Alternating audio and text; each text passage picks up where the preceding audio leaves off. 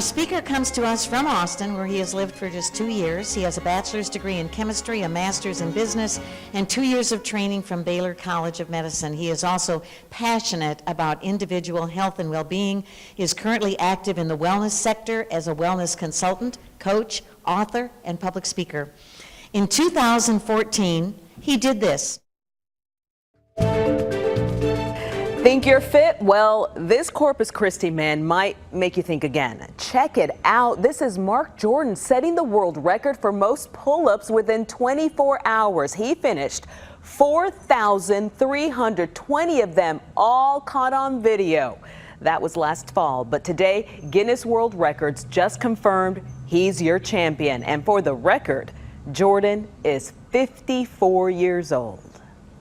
I am 54 years old, and my message, my mission, my passion with this is to let everybody know that it's never too late to start to make a difference as far as improving and optimizing your health.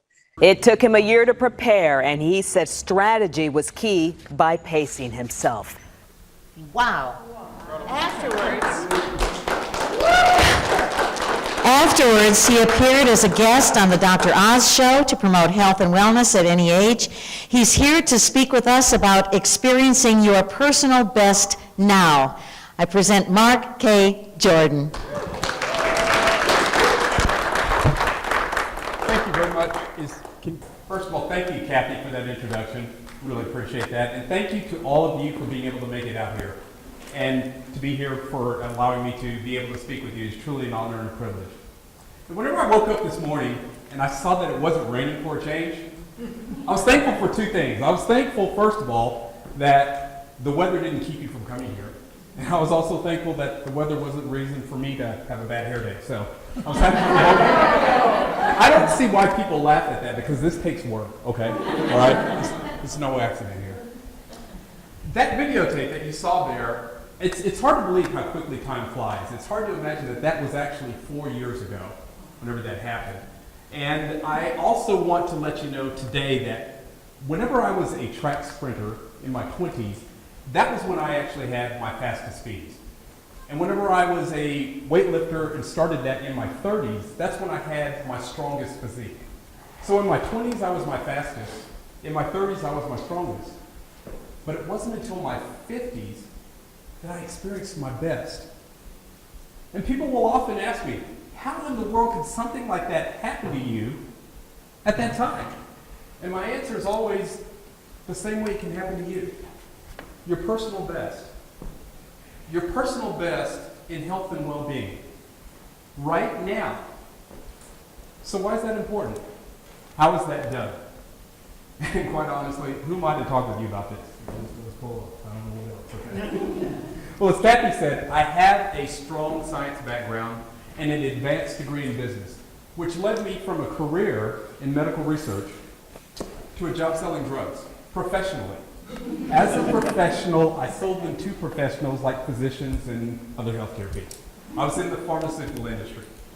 And whenever you combine those two careers, which spanned over 25 years, with over 5 decades of exercise and nutrition enthusiasm, you have as a result of that a person standing in front of you who, upon deciding to retire at age 49, continued to work with some of the physicians that I called on. Specifically, I was working with their patients, providing them with guidance and directions in the areas of cellular nutrition as well as physical exercise. And that was the start of the services that I've been providing now for the past 10 years as a wellness consultant and a wellness coach. And working with people in this way is so important for many reasons. But one of those reasons is because I, like a few people I know, from like my mid-20s forward, started experiencing certain changes throughout certain decades in my life. Some of you know where I'm going with this. In my case, these changes resulted in me having 3 herniated discs in my back, having 2 knee surgeries, and one eventful, if not hectic, lifestyle. You know the kind of life where every single part of your day is planned, and you still can't manage to get everything done? You know what I'm talking about? For that reason, I started celebrating what I refer to as degrees of loss. Now, what do I mean when I'm talking about degrees of loss? When you look at the daily energy and performance levels of an individual, and you measure that over time, what do you expect to happen? This represents what can happen over a period of 7 years with those average levels for a person. Looking at the line in purple, what this says is that as you get older, the levels go like this. Now, does that kind of look familiar? Does that sound familiar? Does it feel familiar? So at this point, people are saying, Mark, why are you celebrating that? You know, what's wrong with you? What's your issue? Well, I wasn't celebrating the line in purple, but I was celebrating because of what was happening with me, which I'll show you in red. My levels were actually higher than what was expected, and my changes were not quite as pronounced. But I was still having these degrees of loss from doing the same thing, and I couldn't figure out where it was coming from. I mean, it wasn't from not working out, because I was continuing to do that, and it wasn't from not eating healthy, because I had a handle on that aspect of it. So I started asking myself two questions. One was, how much of these degrees of loss, how much of this was related to what was happening to me, and how much of this was related to what I was doing? And I asked myself those two questions for almost 10 years before I got an answer, because life provided me with this profound response. You see, life does have many parts, and part of life is what happens to you. I mean, that's nothing deep, everybody knows. Part of life is what happens to you. But then part of life is what you choose to make happen. Now, when you think about that, you choose to make happen. That says you have a choice to be able to make life happen. Now, I know, especially being in this room, that some people will say to me, but Mark, I don't have the choices that I want. And I do know from personal experience what that means and how that feels. See, I told you I decided to retire at age 49, but part of what led to that decision was having been with the company for almost 20 years and then being downsized, which means being laid off, which inevitably means not being able to work there anymore.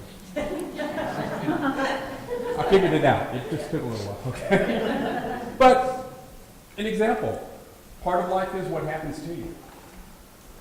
But then you can choose to make life happen. And those choices actually allowed me to be here to talk with you today. See, whenever that hit here and it landed in here, the idea of having a choice to make life happen, it set off a spark inside. And this spark was something that became a light. I mean, and it inspired me. And it inspired me to make changes. And these changes became part of a 5-step process that I used to encounter things in my 50s that I did not think anybody could do before. But what was even more rewarding, what was more significant, what actually now means so much more to me than even that 4 years ago, is to be able to take that same 5-step approach and use it to help others experience what they're wanting. Use the same 5-step approach to have others be able to experience their personal best right now. So this is why we're here. That's what this is about. This is about you, finally getting to that point. This is about you whenever it comes to your personal health and well-being. And whenever I am talking about health and well-being, I'm talking about much more than just the physical aspect. Okay? I'm talking about the relation between the mind, the body, and the spirit, working together in such a way that you can experience your personal best right now. And the reason why I mention it from that aspect is because we all know how important the mind is and what role it can play in things that we want in life. But with that being said, what I need to let you know is wherever the mind is, that's where the body's going to be. And wherever the mind and the heart go, the body will follow. So this is for you. If whenever it comes to your health, which I say health, meaning health and well-being overall, if whenever it comes to your health, you feel like you have no time, you have no energy, and you don't know what to do, this is for you to discover how to experience your personal best by discovering the time that you need with everything going on, by finding that energy that you just don't have, but you really desire. And by learning what to do in order to experience your personal best right now. All while enjoying the process. How about that for a difference? Enjoying the process. What does that mean? Enjoying the process does not mean, well, I have to do this. Enjoying the process means I get to do this. There's a big difference. See, like was mentioned earlier, I have to drive up and down Mopac during traffic time. You know, I have to encounter I-35 parking lot. I know she called it a freeway, but every time I get on it, it's not moving. So I think it's more like a parking lot. I have to encounter stop and go traffic on Burnett Road. But I get to see you. I get to meet you. I get to talk with you. You see the difference? I have to and I get to. That's what enjoying this process means. Enjoying the process is not, and I know I'm being recorded with this, enjoying the process is not no pain, no gain. Okay, how many of you know what I'm talking about? Show of hands whenever I say no pain, no gain. No pain, no gain makes no sense to your brain. Trust me, I did it for years. It drove me nuts. I mean, there were times have this conversation with yourself. Your brain saying, what are you doing? And I'd say, well, I'm causing pain so I can have gain. You know what my brain said to me? Cause me pain one more time, please. So if it's not no pain, no gain, sorry boot campers, by the way, I have to let you know that. If it's not no pain, no gain, what is it? Well, I think it's no pain, no pain. How does that sound? Sounds more enjoyable. Okay? Okay. So, that's what we're talking about when we're talking about enjoying the process. Now, as I mentioned to you earlier, there are 5 steps that my clients delve deeply into. And today we're just going to talk about the significance of one of those steps, especially associated with mindset. We're going to talk about the importance of the belief in whatever it is that you're wanting to experience. In this case, the belief associated with experiencing your personal best. Now, I will share as much with you as I possibly can, given the limited amount of time that we have together, but I promise to show you how we can learn more and take it further. So with that, if we can hold questions until the end, so I can give you as much as possible, then that would be greatly appreciated. Okay? So whenever you think about the things that you have done, or the things that you're currently doing, and you kind of extrapolate into the things that you want to do, the one thing in all 3 cases that becomes very significant towards experiencing that is the belief. And the belief is a really interesting thing because all of us have the ability. We have the ability to believe in a lot of different things. But there are many times when we're trying to do something that we don't access that belief part, or as I like to say, we don't necessarily exercise this belief. And the belief is really so important. And the reason for that is because really the belief is the connection between the thoughts that you have and the actions you take in order to experience the results that you desire. I'm going to repeat that because I kind of like the way that sounds. The belief is the connection between the thoughts that you have and the actions you take in order to experience the results that you desire. We're calling number 11. Now, whenever you think about what this belief can do, it becomes the point of transformation. The point of transformation from where you are to where you desire to go. Things happen in a powerful way with that transformation. Things that are considered ordinary become extraordinary. Things that are considered, because of belief, things that are considered fine. How many times have you used the word fine and you really meant something else? How are you doing? I'm fine. Is everything okay? I'm fine. You sure you're all right? Yeah, I'm fine. Because of belief, fine is transformed into something fantastic. And things that are considered expected that you aren't sure, with belief becomes something that is truly incredible. And this belief is within each one of us. Think about this. Think about the potential to envision, encounter, and experience unheard of results being within each and every single one of you. Waiting to get out, wanting to be expressed, ready to make that difference. So people say, Mark, okay, I've got this belief in me, according to you. How do I get it out? How do we get the belief out? How do I get the belief out of here? Okay. And there are many tools, there are many modalities, there are a lot of approaches that have been used in the past to kind of establish this belief. Things that include like visualizations or affirmations, or one that we're going to cover today briefly, which is called affirmations. It's with an O versus an I. And just to recap, visualizations are those pictures or images that you form or that you see in order to provide that positive outcome, that positive reinforcement.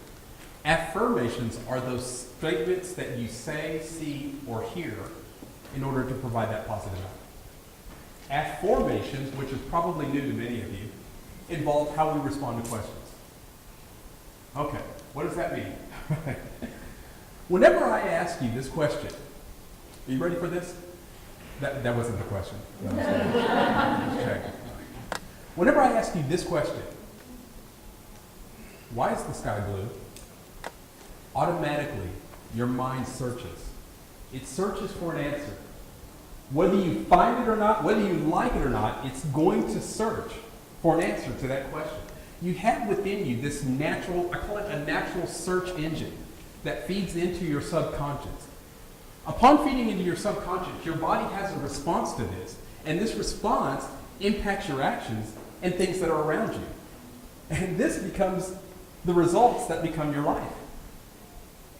And some of you are saying, wait a minute, okay, results become my life from questions?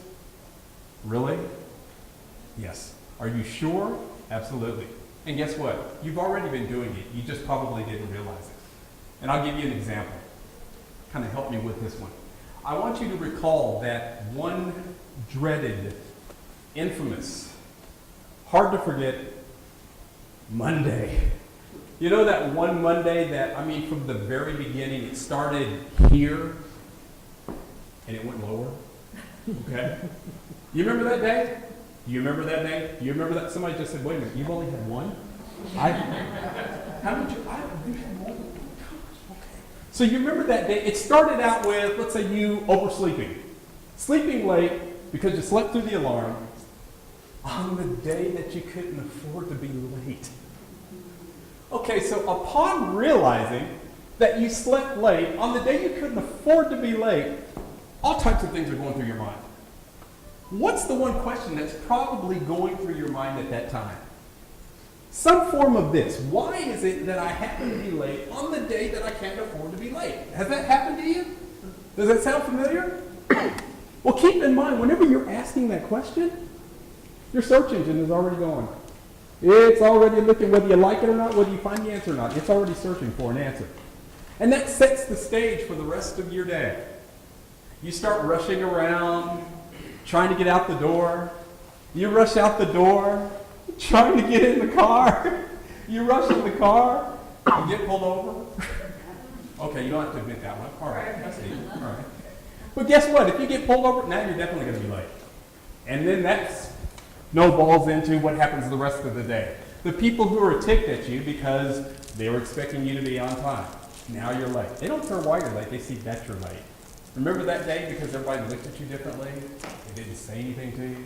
If anything was said, it was usually short and not sweet.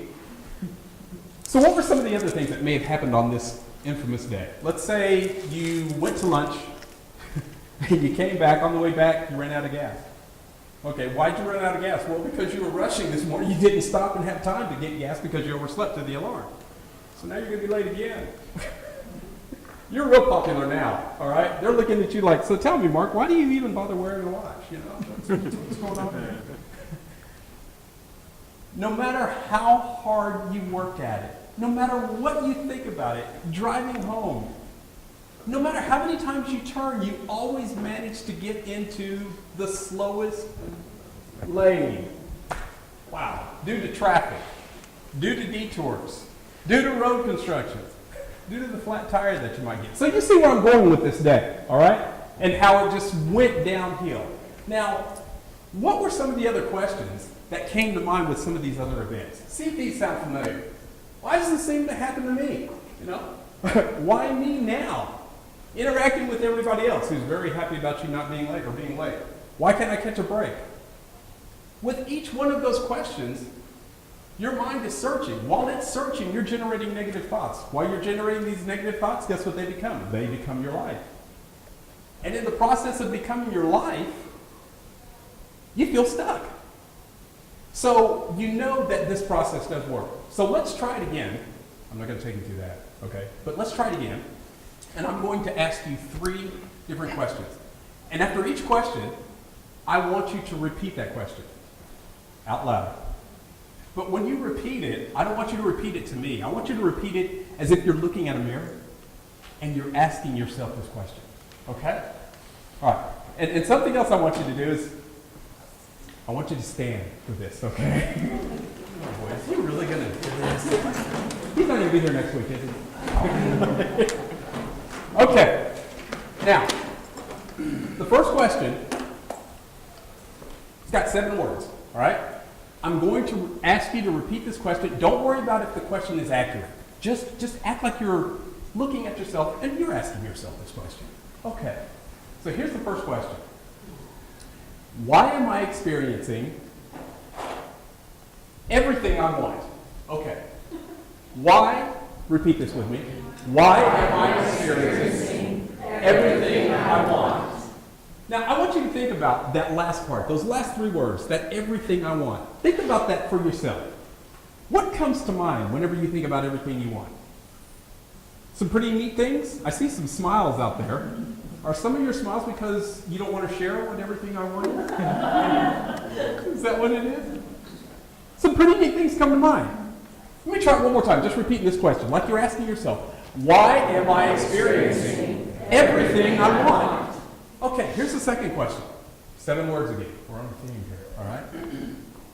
Why is my health getting even better? Why is my health getting even better? Pretty good. Here's the third question. 10 words. Okay, we're stepping it up a little bit, but I have faith in you. Here we go. All right.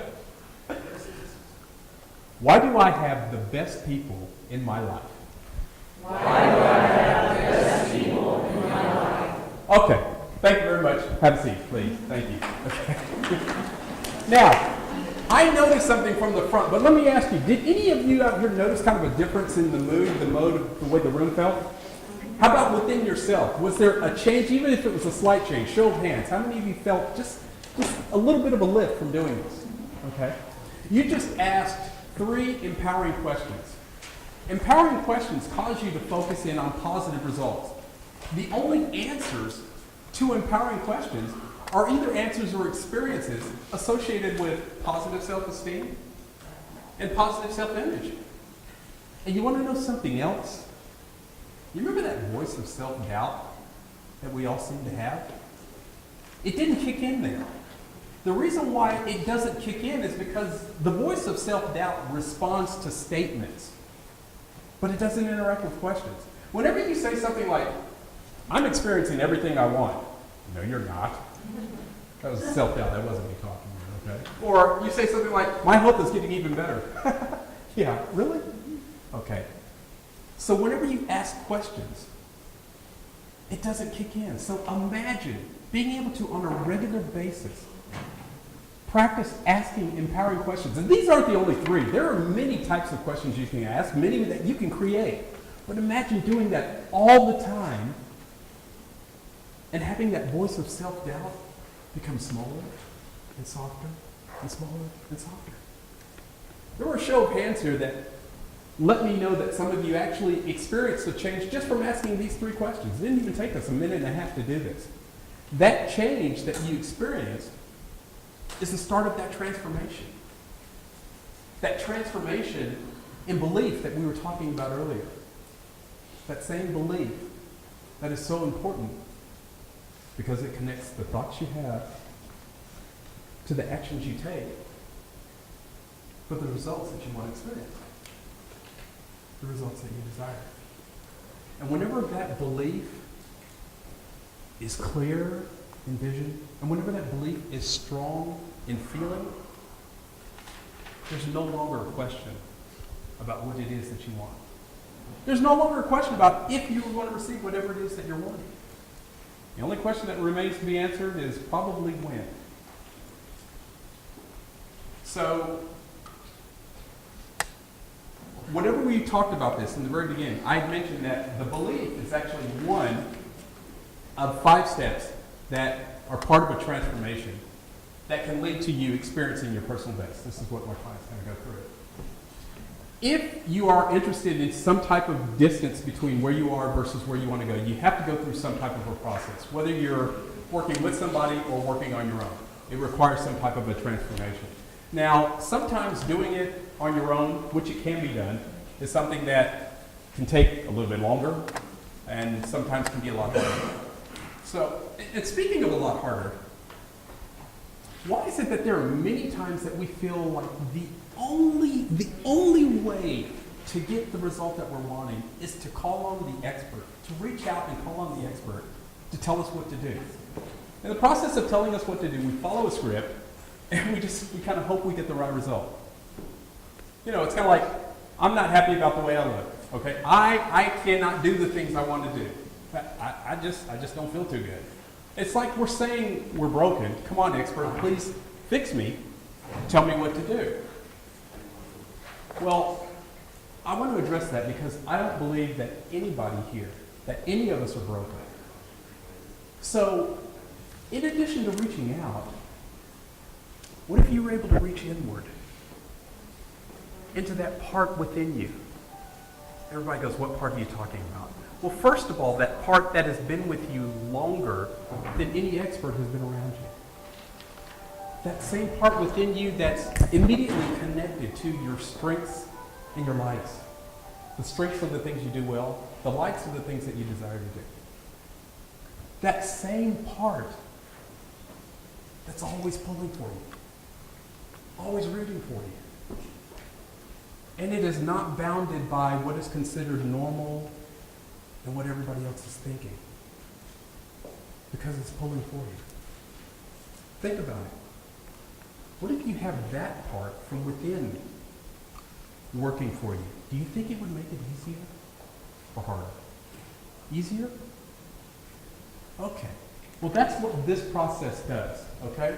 This process, especially the first part of it, incorporates what is, I call, your vision, your version of the outcome of experiencing your personal best. It includes all the things that are important to you, your strengths, your likes, and your desires, and in getting it very clear in your mind and in your heart. Because once it's there, it takes on a different value to you.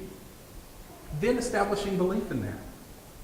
And then the next 3 steps involving acquiring the resources. It's done at that time. Once you have a clear vision of what it is that you're wanting and believing in it, or at least what it is you're wanting, that's when you apply the resources like physical exercise, things like stress minimization, as well as healthy eating, relaxation, and ways to enhance sleep. All of those go into the ability to provide a wellness coaching environment to help you to experience your personal best, mind, body, spirit. So you do it in steps 1, 2, and 3. You don't start with 3, not knowing where you want to go.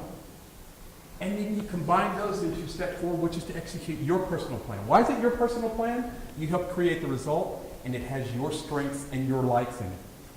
Now let me ask you, if you're going to execute a plan that has things that you do well included, it has things that you like to do included into that plan, are you more likely or less likely to experience the goal?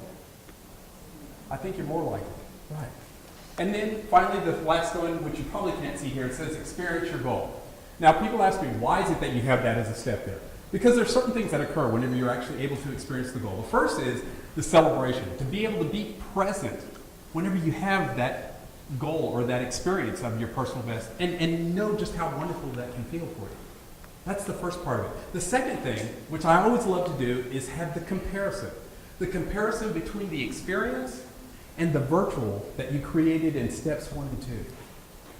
There's significant overlap, sometimes 90-95% overlap between what you created here and what you experienced. And that's exemplified by interviews that you see with people who've done things that are amazing or incredible or hard to believe. And the interviewer always asks this question: did you ever believe that you would do something like this? What is the answer most of the time? The answer is yes. So the comparison comes into play, and it's a nice time to really smile about what's happening, because it's like, oh yeah, okay, way to go. And then giving gratitude. Gratitude and acknowledgement for being in the experience, in the abundance that you are existing in. And a lot of times people say, well, why give gratitude? Well, because she gave gratitude, and he gives gratitude, so I guess I'm supposed to give gratitude. But there is documented research that shows benefits from gratitude, practicing gratitude on a daily basis in the areas of benefiting health, benefiting sleep, benefiting self-esteem, benefiting resiliency. All of this shown and documented. So that is part of the reason why this step is listed as the final part of the transformation. And whenever you're experiencing your personal best, it does wonders for not only you, but for others as well. So I put this up here to remind me that, oh wow, we're finishing in pretty good time. We've come to the end of the things that I was going to discuss with you. So first of all, congratulations. You made it through. And I know in the process of covering a few of these things, some of them were different, some of them were new, and that it's not always easy whenever it comes to learning new things to really kind of take them in. So I want to finish this with something that I started earlier. Whenever I mentioned to you that in my 20s, as a track sprinter, that's when I had my fastest speeds. Okay, in my 30s, as a weightlifter, that's when I had my strongest physique. But it was not until my 50s that I actually experienced my best. I had my fastest, I had my strongest, but it's now that I'm experiencing my best. And your best is not just about trying to be the fastest and the strongest. And it certainly involves more than what you're eating and the physical activity. Your best involves being in a state to where you can actually do the things that you love and love the things that you're doing. And in the process of being able to do those things, share those experiences with those that mean the most to you. Those that are closest to you. Loved ones, friends, sometimes relatives. Sometimes ex-in-laws. Okay, I'll draw the line there. I'm sorry, I went too far. But being able to share those experiences, and in the process of sharing those experiences, becoming that source of direction and influence for those who are just interested in having the same results you have. There's something about so-and-so. What is it that's going on that has them doing and feeling? And in the process of being that inspiration, being able to show others how to do and live their personal best. And as a result of that ripple effect carrying on, being able to provide not only an impact to tens, hundreds, maybe thousands, it doesn't matter, but to really impact this place and become that difference that you want to see in the world. That is what being your personal best is about. And being your personal best in health and well-being is an amazing thing to experience that can be experienced right now. One of many things that can happen. And the reason why I'm saying that, if nothing else that you take from this, the reason why I'm saying that is because we no longer have to just sit and see and hear about things that are amazing and kind of hope it'll happen to us. No, we can actually create, believe, we talked about the importance of that. We can create, believe, and achieve amazing things right now from this point forward. Amazing things that will change us. Amazing things that will impact our surroundings and impact this place where we live. And doing and experiencing these amazing things, that's really not what makes you amazing. Rather, these things are done and these things are experienced because amazing is already within you. each and every one of you, from the inside out, are truly amazing.